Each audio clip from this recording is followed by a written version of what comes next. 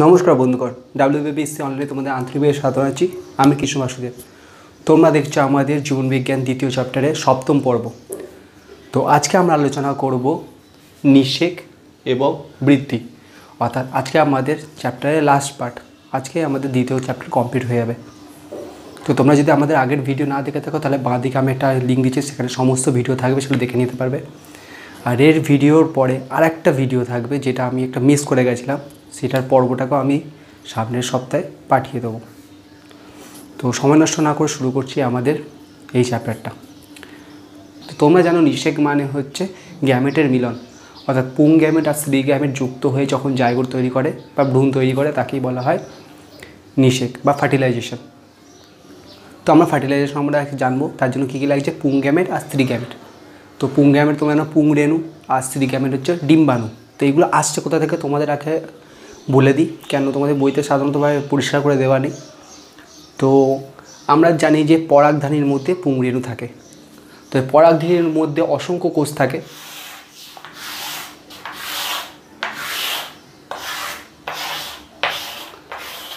তো এখানে অসংখ্য কোষ আছে, ঠিক আছে। তো এটা হচ্ছে পরাগধানীর মধ্যে অসংখ্য কোষ আছে। এবার এই কোষগুলোর মধ্যে যে কোনো একটা নির্দিষ্ট কোষ অন্যান্য কোষের থেকে একটু আলাদা রকম দেখতে হবে, মানে এটা ফুলে যাবে ঘনত্বটা। ধরে নাও আমি এই কোষের কথা বলছি, তাহলে এই কোষটা অন্যান্য কোষের থেকে আকারে বড় হয়ে গেছে আর জল সংগ্রহ করে ফুলে ফেপে গেছে। তো এই কোষটাকে বলা হবে তখন আর্কিস্পোরিয়াল কোষ, ঠিক আছে। এটা হচ্ছে আর্কিস্পোরিয়াল কোষ। তো এই কোষটা অন্যান্য থেকে আলাদা হওয়ার জন্য এর বৈশিষ্ট্য একটা অন্যরকম আছে।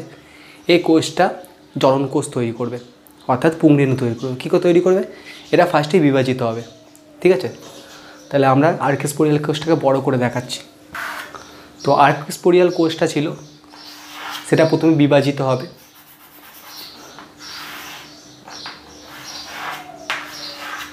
ঠিক আছে, এটা মাইটোসিসই হয়েছে। তো উপরে একটা কোষ সৃষ্টি করেছে, নিচে একটা কোষ সৃষ্টি করেছে। উপরটাকে আপার প্রাইমারি সেল বলা হয় আর নিচেরটাকে ইনার প্রাইমারি সেল বলা হয়। তো আপারটা সাধারণত ইনারকে রক্ষা করার জন্যই কাজে লাগে, ঠিক আছে। তাহলে এটা শুধুমাত্র তার রক্ষা বা হেলমেটের মতো কাজ করবে। এবং এই ইনার প্রাইমারি সেলটাই বিভাজিত হবে এবং এটাই বিভাজিত হয়ে অসংখ্য পুংরেণু তৈরি করবে, ঠিক আছে। এটাই বারবার বিভাজিত পুংরেণু তৈরি করবে। কখনো কখনো অসংখ্য তৈরি করে না, কয়েকটা তৈরি করে। আর কখনো কখনো এটা বিভাজিত হয়ে আবার অসংখ্য লেয়ার তৈরি করে। লেয়ার তৈরি করে, এটাও ওকে আত্মরক্ষা করার জন্য, একটা এক্সট্রা উপরে লেয়ার তৈরি করে দেয়, ঠিক আছে। তো যাই হোক, ইনার প্রাইমারি সেলটাই বিভাজিত হয়ে পুংরেণু তৈরি করে, ঠিক আছে। তাহলে আমরা ধরে নিচ্ছি যে ইনার সেল বিভাজিত হয়ে পুংরেণু তৈরি করছে। কিন্তু এটাকে পুংরেণু বলা চলবে না, কারণ রেণু 2N ছিল, দেহকোষ 2N ছিল, এটাও 2Nই আছে। ওর জন্য এটা হচ্ছে পুংজনন কোষ। এটা ঠিক আছে। এই 2Nটা এবারে মাইটোসিস করবে না, মিওসিস করবে। এটা বিভাজিত হওয়ার পর 4টে অপত্য সেল তৈরি করবে, যার মধ্যে N-খানা ক্রোমোজোম থাকবে, অর্থাৎ হ্যাপ্লয়েড সেল তৈরি করবে। এই হ্যাপ্লয়েড সেলগুলো হচ্ছে এক একটা পুংরেণু,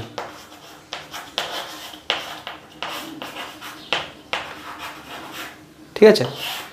অর্থাৎ আমাদের যে পুং মাতৃকোষ ছিল, এটা পুং মাতৃকোষ ছিল, সেটাই মিওসিসের মাধ্যমে 4টে পুং জনন কোষ বা 4টে গ্যামেট তৈরি করবে। এই গ্যামেটগুলো কখনো কখনো একসাথেও যুক্ত থাকে বা টেট্রাড বলা হয়, ঠিক আছে। তো এবার পুংরেণুটাকে একটু সাধারণভাবে বলে দিই। তো পুংরেণু যেটাকে আমরা আঁকলাম বড় করে, যেটা বিভাজিত হয়ে 4টে তৈরি করলো, তার মধ্যে একটা নিউক্লিয়াস থাকছে এবং তার বাইরে একটা আবরণ থাকছে ওকে রক্ষা করার জন্য। এই বাইরের আবরণটাকে এক্সাইন বলে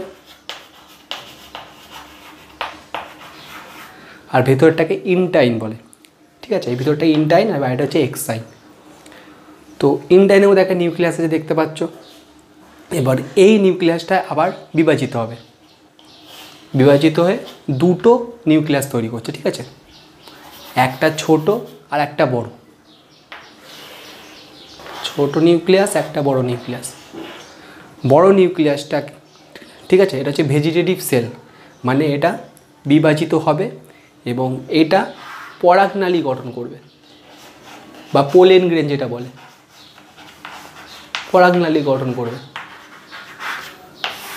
আর নিচে যেটা ছোট দেখতে পাচ্ছ এটাই হচ্ছে মেন অংশ, এটাই হচ্ছে জনন কোষ গঠন করবে। তাহলে এইটা পুরোটা হচ্ছে পুংরেণু, যার মধ্যে দুটো অংশ আছে, একটা পরাগনালী গঠন করার জন্য কোষ গঠন হয়েছে আর একটা হচ্ছে জনন কোষ তৈরি করার জন্য কোষ গঠন করেছে। তো এইটার এবারে কি হবে, এই জনন কোষটা বিভাজিত হবে, ঠিক আছে, আর এটাও বিভাজিত হবে। তাহলে এবার এটা কি হবে, এবং এইটা পরবর্তীকালে এটা বিভাজিত হয়ে লম্বা একটা পরাগনালী বা পোলেন গ্রেন তৈরি করবে। এটা বিভাজিত হয়ে গিয়ে এটা একটু বড় হয়ে যাবে, এইটা বিভাজিত হয়ে এটা বড় হয়ে গেল, আর এইটা বিভাজিত হয়ে দুটো সেল গঠন করলো, ঠিক আছে? তো এইগুলোই হচ্ছে আমাদের এন হ্যাপ্লয়েড, ঠিক আছে, বা এটাকে বলা হচ্ছে মাইক্রোস্পোর বা পুংরেণু যেটাকে বলছে, এটাই আমাদের নিষেক করতে সাহায্য করবে। তাহলে বোঝা গেল, প্রথমে একটা মাতৃকোষ থেকে চারটে এরকম অপত্য পুংরেণু গঠন করবে, পুংরেণুর মধ্যে দুটো সেল বিভাজিত হবে, একটা পরাগনালী গঠন করবে আর একটা দুটো পুংকোষ গঠন করছে, ঠিক আছে? এই পুংকোষগুলি আমাদের পরাগ মিলনের জন্য কাজে লাগে বা নিষেক করতে কাজে লাগে। এবার চলে যাচ্ছি আমরা ডিম্বাণু কীভাবে তৈরি হচ্ছে। তো ডিম্বাণু তৈরি হওয়ার জন্য একইভাবে যেরকম স্ত্রী পুংদের যেরকম একটা স্পেশালাইজডভাবে ডিভিশন হয়েছিল, ঠিক সেরকম মাতৃকোষের ক্ষেত্রে একটা স্পেশালাইজড বা ডিভিশন হবে, সেটাকে আর্কিস্পোরিয়াল সেলই বলবো, একই নাম দুজনের। তো এই সেলটাও বিভাজিত হবে, ঠিক আছে, বিভাজিত হয়ে চারটে সেল গঠন করবে,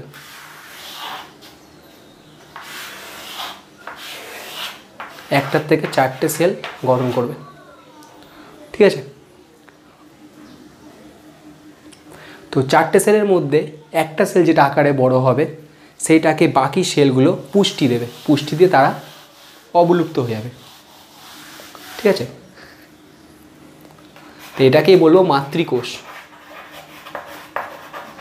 তাহলে আর্কিস্পোরিয়াল কোষ থেকে একটা মাতৃকোষ তৈরি হলো, বাকি তিনটে অবলুপ্ত হয়ে তাকে পুষ্টি দিল, এবং এই মাতৃকোষটায় আবার মিওসিস ঘটবে। তাহলে এটা 2n ছিল, এটা বিভাজিত হয়ে চারটে এন তৈরি করবে,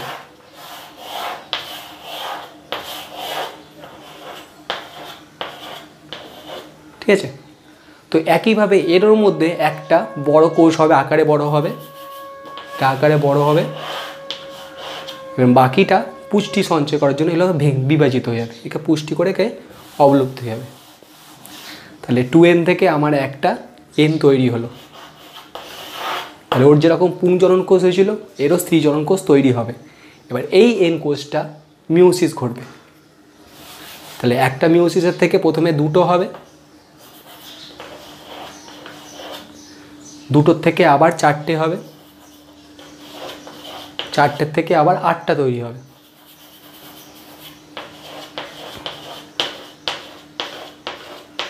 এবং এই 8টাগুলো উপরে চারটে নিচে চারটে চলে যাবে, উপরে চারটে চলে যাবে, নিচে চারটে চলে যাবে, ঠিক আছে?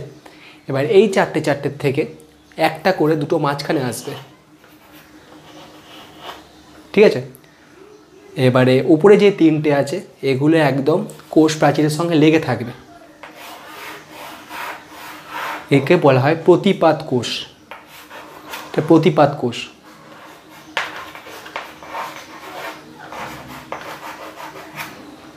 আর যেটা দুটো মাঝখানে জন্মেছে এটাও এন এটাও এন, দুটো মিলে 2n হলো, এটাকে বলা হচ্ছে নিউক্লিয়াস আর সেকেন্ডারি নিউক্লিয়াস। আমি 2 ডিগ্রি নিউক্লিয়াস বলছি। এটা দুটো কখনো আলাদা থাকবে না, এটা ফিউজড হয়ে যাবে, ফিউজড হয়ে 2n নিউক্লিয়াস গঠন করবে।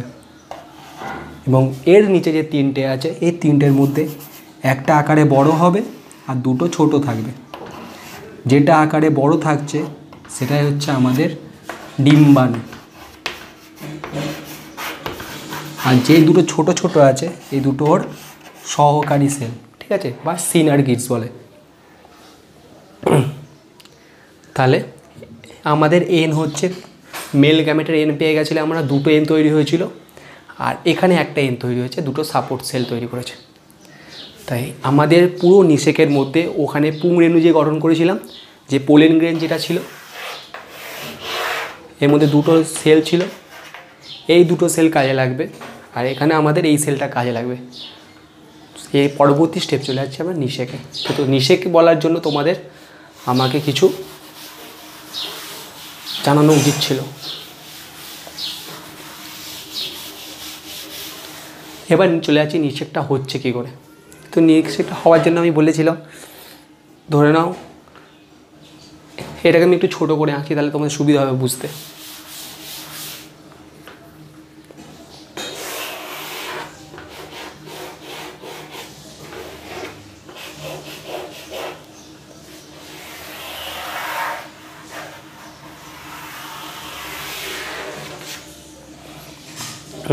তো এটা হচ্ছে আমাদের স্ত্রী স্তবক ছিল, ঠিক আছে, আর এটা হচ্ছে তোমার ডিম্বাশয়ের মধ্যে আছে, এগুলো ডিম্বাণু আছে এর মধ্যে।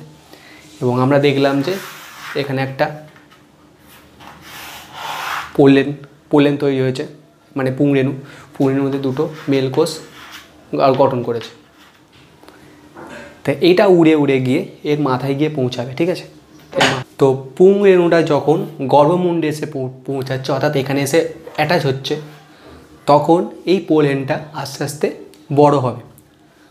তোমাদের একটা জিনিস বলে রাখি, এই পোলেন গ্রেনটা কখনো কখনো আগে থেকেই তৈরি হয়, কখনো কখনো এখানে আসার পর তারপরে পোলেন গ্রেনটা তৈরি করতে থাকে, অর্থাৎ এই মূলটা বেরোতে শুরু করে। তো এর ভিতরে কী আছে, দুটো মেল গ্যামেট আছে, এবং এটা আস্তে আস্তে যত বড় হচ্ছে তত মেল গ্যামেটটা আস্তে আস্তে ভিতরের দিকে যাচ্ছে, দুটো মেল গ্যামেট যাচ্ছে যাচ্ছে যাচ্ছে যাচ্ছে যাচ্ছে এবারে এখানে এসে ধাক্কা মারছে, কিন্তু এখান দিয়ে বেরোতে পারছে না, কেন এটা প্রতিবাদ সেল, অর্থাৎ একে ঢুকতে দিচ্ছে না। তখন কি করছে, আবার অন্য পথ অতিক্রম করে চলে যাচ্ছে নিচের দিকে। এবার এখানে একটা ছোট্ট ফুটো আছে, ঠিক আছে, মাইক্রোপিলি বলে বা ডিম্বরন্ধ্র বলে। এই ডিম্বরন্ধ্র থেকে সেটা ধাক্কা মারছে সহকারী সেলে, কেন সহকারী সেল ওকে গার্ড করে গেছে, এবং সহকারী সেলের মধ্যে যেহেতু ক্ষমতা নেই সেই জন্য সেটা ভেঙে নষ্ট হয়ে যাচ্ছে। তারপরে এই দুটো মেল গ্যামেট ধাক্কা মারছে ডিম্বাণুকে, অর্থাৎ মধ্যে যে এগ সেলটা আছে, তো এগ সেলের সঙ্গে একটা ডিম্বাণু বিক্রিয়া করছে, অর্থাৎ একটা মেল গেট এখানে এসে বিক্রিয়া করছে, আর একটা মেল গ্যামেট গিয়ে এই নির্ণীত নিউক্লিয়াসের সঙ্গে বিক্রিয়া করছে, ঠিক আছে। তাহলে এখানটা হয়ে যাচ্ছে এন ছিল আগে, আবার একটা মেল গ্যামেট এসছে এন, তাহলে এখানে হচ্ছে এন প্লাস এন মানে 2n হচ্ছে, আর এইখানটায় 2n তো আগেই ছিল, তাহলে এখানে হবে 3n, কেন 2n ছিল আরও n এসে অ্যাটাক করলো, তাহলে এখানে হলো ট্রিপ্লয়েড বা যেটাকে বলছি আমরা শস্য উৎপন্ন হচ্ছে। আর এখানে হচ্ছে ডিপ্লয়েড, যেটা জাইগোট উৎপন্ন হচ্ছে।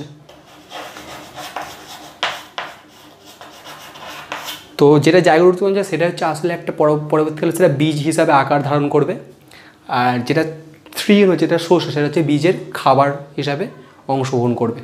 তোমরা যদি দেখো যে কোনো বীজ ভাঙলে আমরা যে মটর দানা খাই, সেই শস্যটা হচ্ছে এই 3n কোষ থেকেই আসে, আর ওর মধ্যে যে একটা অংশ আছে যেটা গাছ তৈরি করতে সাহায্য করে সেটা হচ্ছে এই জাইগোটটা, ঠিক আছে।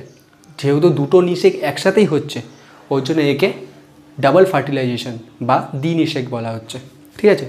এখানে একটা গ্যামেট বিক্রি করছে যেটা এক্সেলের সঙ্গে, আর একটা গ্যামেট আবার সেকেন্ডারি নিউক্লিয়াসের সঙ্গে বিক্রি করছে, ওর জন্য একটা দ্বিনিষেক বলছে। তোমাদের একটা জিনিস বলে রাখি, কখনো কখনো 3টে একসাথে বিক্রিয়া করে, মানে কি, একটা এক্সেলের সঙ্গে বিক্রিয়া করলো, একটা সেকেন্ডারি নিউক্লিয়াসের সঙ্গে বিক্রিয়া করলো, কিন্তু সেকেন্ডারি নিউক্লিয়াসও তৈরি হচ্ছে দুটো সিঙ্গেল হ্যাপ্লয়েড থেকে, ওর জন্য 3টে একসাথে হচ্ছে। মানে এইটা তৈরি হওয়ার জন্য একবার বিক্রিয়া হচ্ছে, এটা তৈরি হওয়ার জন্য একটা বিক্রিয়া হচ্ছে, আবার 3n তৈরি হওয়ার জন্য বিক্রিয়া হচ্ছে, ওই জন্য একে ট্রিপল ডিভিশনও বলা হয় কখনো কখনো, এটা সবার ক্ষেত্রে হয় না। তো ভিডিওটাকে পরিষ্কার করে 2-3 বার দেখো, আমি আশা করি তোমরা বুঝতে পেরেছো। না বুঝতে হলে কমেন্টে জানাবে, তোমাদের অনেক প্রশ্ন থাকতে পারে, সেই জন্য আমি তোমাদেরকে একটু ডিটেলসে বলেছি, তোমাদের বইতে অত পরিষ্কার করে দেওয়া ছিল না। তো এবার চলে যাচ্ছি আমি বৃদ্ধি বা ডেভেলপমেন্ট, বিকাশ। তো বৃদ্ধি আর গ্রোথ আর ডেভেলপমেন্ট বা বিকাশ এর মধ্যে পার্থক্য কী? একটা জায়গোট থেকে শুরু করে যখন সেটা পুরো একটা গাছ তৈরি হচ্ছে, মানে একটা বীজ থেকে একটা গাছ হচ্ছে, তারপরে মরেও যাচ্ছে, পুরোপুরি যে পুরো প্রসেসটা সেটা হচ্ছে বিকাশ। মানে একটা ছোট্ট সেল, সেটা বিভাজিত হচ্ছে, 2টো হচ্ছে, 4টে হচ্ছে, 6টা হচ্ছে, সেই সেলটা বড় হচ্ছে, আবার বিভাজিত হচ্ছে, বিভাজন বিকাশ অনেক কিছু হচ্ছে। তো পুরোটা মিলে হচ্ছে আমাদের বিকাশ। তার একটা ছোট্ট পার্ট হচ্ছে বৃদ্ধি। যেমন আমি একটা উদাহরণ দিই, আমার ভিতরে অনেক কোষ আছে, কিন্তু যখন আমি মায়ের পেটে ছিলাম তখন একটাই কোষ ছিলাম, সেটা 2টো 4টে 6টা 8টা এরকমভাবে বিভাজিত হচ্ছে, এটাকে আমরা বৃদ্ধি বলবো। সেটা আকারে বাড়ছে, এটাও বৃদ্ধি বলবো। কিন্তু আমি জন্মালাম, তারপর আমি বড় হলাম, আমার অঙ্গ বৃদ্ধি হলো, আমার মানসিক বিকাশ ঘটলো, আমি অনেক কিছু শিখলাম। মরা আগের পর্যন্ত আমি অনেক কিছু প্রতিনিয়ত শিখছি, করছি, আমার বিক্রিয়া হচ্ছে, সব কিছুকে একসাথে মিলিয়ে বলবো আমি বিকাশ। তাহলে বিকাশের মধ্যে পুষ্টি, বৃদ্ধি, মৃত্যু, বিভাজন সব কিছুই চলছে, কিন্তু বৃদ্ধির মধ্যে শুধু বিভাজন আর বৃদ্ধি, আকারের বৃদ্ধি, এটাই হচ্ছে বৃদ্ধি। তাহলে বৃদ্ধি হচ্ছে বিকাশের একটা ছোট্ট পার্ট। তো এবার তোমাদের আছে মানুষের বিকাশের বিভিন্ন পর্যায়। মানুষের বিভিন্ন পর্যায়ের মধ্যে তোমাদের সদ্যোজাত আছে, 5টি ভাগে ভাগ করেছে। সদ্যোজাত, কিশোর, তারপরে আছে টিনেজার্স মানে বয়ঃসন্ধি যেটাকে বলছে, তারপরে পরিণত, তারপরে বার্ধক্য। তো সদ্যোজাত মানে হচ্ছে যখন তোমার বয়স খুবই কম, 1 বছর হবে কি 2 বছর হবে, তখন 0 থেকে 1 বছর, অর্থাৎ তোমার পেটে থাকার পর থেকে তুমি জন্মানোর পর্যন্ত 1-2 বছর পর্যন্ত তোমার কোষে প্রচুর বিভাজিত হবে। তখন তোমার একটা সেল থেকে নতুন নতুন অংশ সৃষ্টি হবে, ওই তোমার বিভাজন দ্রুত হবে। তো এই সময় তোমার বেশি কাজ থাকে না, অর্থাৎ তোমার প্রতিক্রিয়াই তোমার কাজের মেন বৈশিষ্ট্য। কাঁদা, খাওয়ার ইচ্ছা, দুগ্ধ পান করা, এগুলো হচ্ছে তোমাদের তখন মেন বৈশিষ্ট্য। তারপরে যখন তোমরা 2 থেকে তোমরা এখন 12 বছর পর্যন্ত হবে, তখন তোমরা হবে কিশোর। এই বয়সটায় তোমরা হাসা, খেলা, বন্ধুত্ব করা, ঠিক আছে, তারপরে মা বাবার সাথে সবসময় থাকা, খেলনার প্রতি একটা আকর্ষণ, এইসব হবে। আর তোমার মধ্যে শোনার প্রতি একটা নতুন বৈশিষ্ট্য পাবে, শুনতে পাওয়া, রং চিনতে পাওয়া, এসব তোমার গ্রোথ আস্তে আস্তে শুরু হবে। তো তারপরে চলে যাচ্ছে আমার 3য় পর্যায়ে, সেটা হচ্ছে বয়ঃসন্ধি।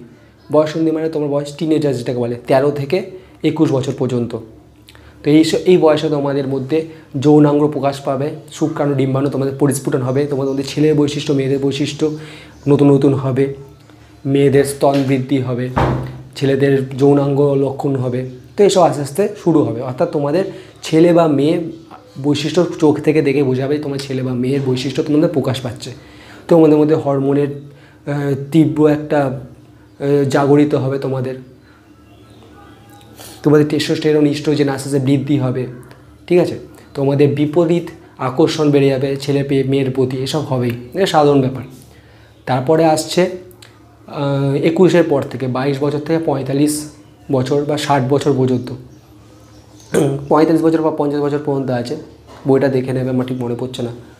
তো ওই বয়সে তোমার পরিণত হবে, অর্থাৎ তোমার যৌনাঙ্গের বৃদ্ধি সম্পূর্ণ হবে। তখন শেষ শুরু হয়েছিল টিনেজার্সে, কিন্তু তোমরা এখন সম্পূর্ণ হয়ে যাবে, এবং তোমার এখন ধৈর্য শক্তি, কর্মক্ষমতা সবই বেড়ে যাবে, সংসারের প্রতি মন বাড়বে, স্নেহ ভালোবাসা দেবে, বিবেচনা করবে মাথার মধ্যে।